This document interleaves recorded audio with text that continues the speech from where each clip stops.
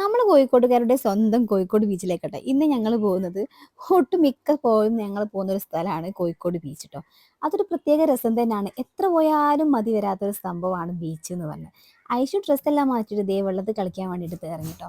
നല്ലോണം തന്നെ വെള്ളത്തിൽ നീന്തി തുടുത്ത് കളിക്കുന്നതിന് നമുക്ക് വെള്ളം എന്ന് കണ്ടാൽ പിന്നെ ഭയങ്കര ഇഷ്ടമുള്ള കാര്യമാണ്.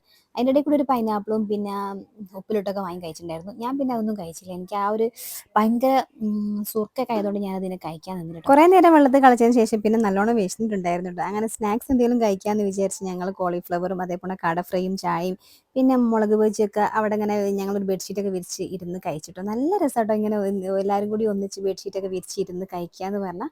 അങ്ങനെ അത് കഴിച്ച് കുറച്ച് കഴിഞ്ഞപ്പോൾ ഞങ്ങൾ പിന്നെ ഒരു തണുക്കാൻ വേണ്ടിയിട്ട് ചുരണ്ടി ഐസും കൂടി വാങ്ങി ട്രൈ ചെയ്തിട്ടോ.